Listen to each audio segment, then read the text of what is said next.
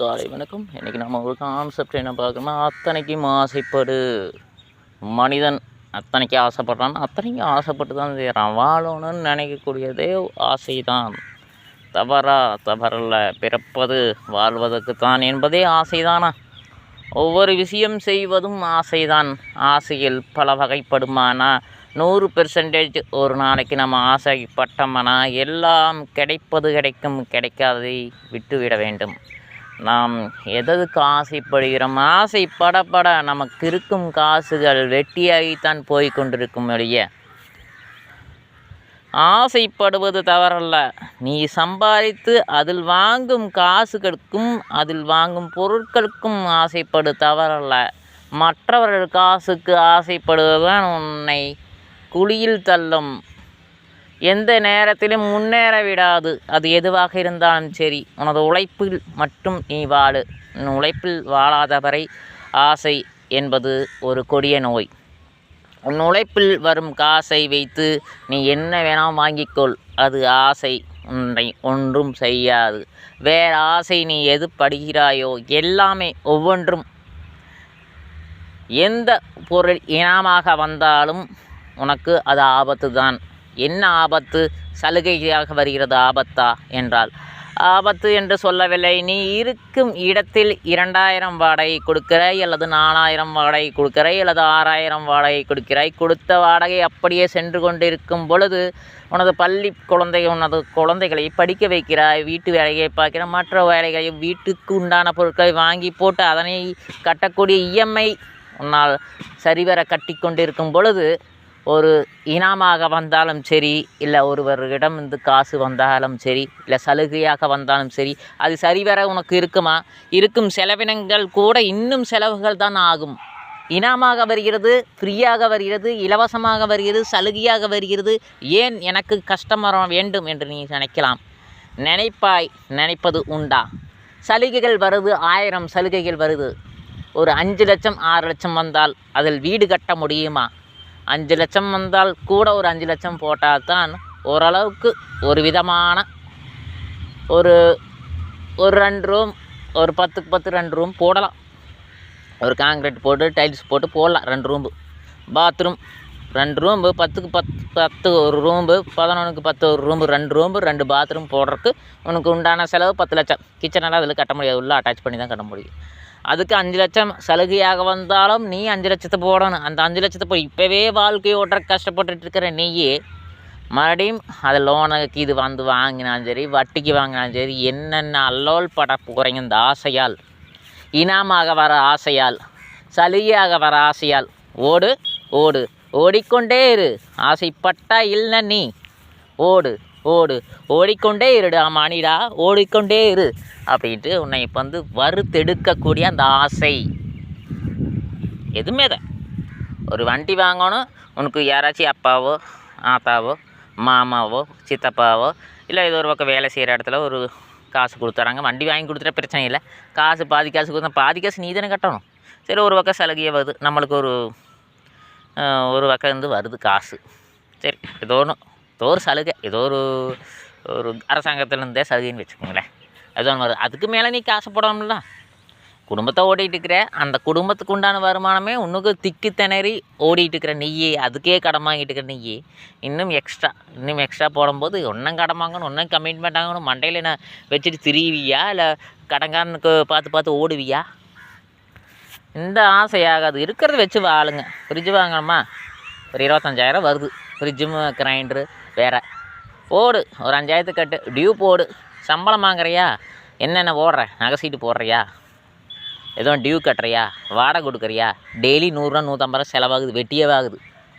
வெட்டியே ஆகிறதில்ல, நம்ம குடும்ப செலவுக்கு தான் ஆகுது. ஒரு எண்ணெய் பாக்கெட் வாங்குகிறோம், 1 லிட்டரு வாங்கினா ஓகே.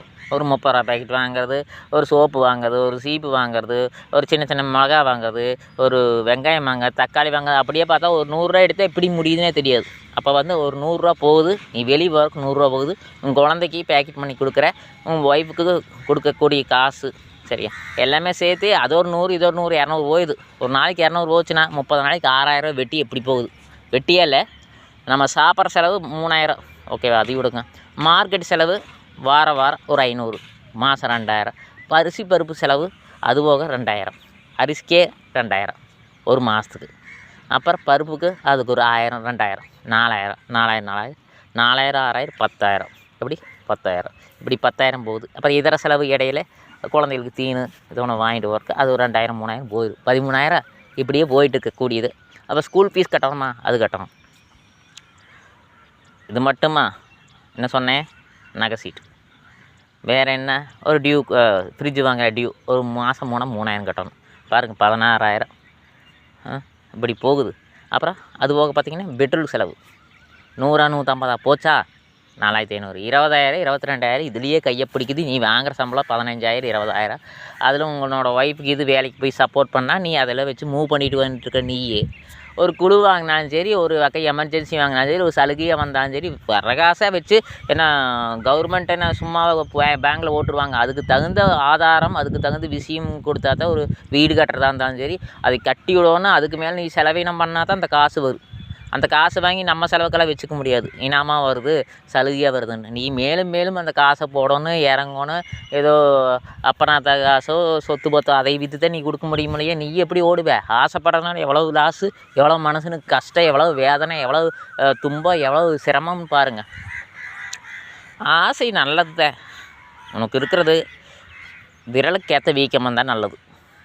விரலுக்கு மேலே எந்த வீக்கம் வந்தாலும் உனக்கு தாங்க முடியாது. விரலுக்கு மேலே வீக்கம் வருமா? எல்லாமே தான். உனக்கு என்ன வேலை செய்ய முடியுதோ அதை செய்து அதுக்கு தகுந்த காசு வாங்கு. செய்ய முடியாத வேலைக்கு ஆகாது. உனக்கு அதுக்கு முன்னாடி உடல் பயிற்சியும் வேணும். ஒரு ஆட்டம் ஆடுறான், அவன் பயங்கரமாக ஆடுறான்ட்டு அதே மாதிரி நம்ம ஆடணும்னு நம்ம உடம்பு வீணாக கீழே கிடப்போம். ஆசை அவன் பண்ணுறான்னா அதே மாதிரி ஆசை. அதுக்கு தகுந்த பயிற்சி டெய்லியும் ஓடு, குதி, ஏதோ ஒன்று பண்ணு, ஏதோ ஒன்று கற்றுக்க, எங்கேயாச்சும் போய் நின்று ஏதோ ஒன்று கற்றுக்க, ஏதோ ஒரு வேலை பழகிறக்கு போய் நின்று ஏதோ ஒன்று கற்றுக்க. விருப்பம் இருக்கணும், விருப்பம் இருந்தால் தான் முடியும். எல்லாமே ஆசைப்படக்கூடாது. அவன் நல்லா விளையாடுறானா, நல்லா ஓடுறானா, நல்லா ஆடுறானா, நல்லா குதிக்கிறானா, நல்லா பண்ணுறானான்னு இந்த ஆசைப்பட்டால் நம்ம வீணாக போயிடுவோம். அதன் மீது பயிற்சி இருக்குதா, விடாமுயற்சி, அந்த பயிற்சி நீங்கள் செய்யும்போது அந்த ஆசை வேற நம்ம மேலே போடுவேன்.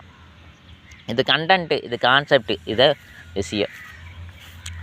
ஆசைப்படு, அத்தனைக்கும் ஆசைப்படு. மனிதன் ஆசைப்படாமல் எவனும் இருந்ததில்லை. நானும் ஆசைப்பட்றேன், எல்லோரும் தான் ஆசைப்பட்றாங்க. ஏன்னா அந்த ஆசை அளவாக இருக்கணும். 22000 அதாவது நம்மளோட குடும்ப செலவுக்கு 22000 ஆகுது மாதம். ஒரு சிம்பிள் கான்செப்டாக டியூ இல்லை.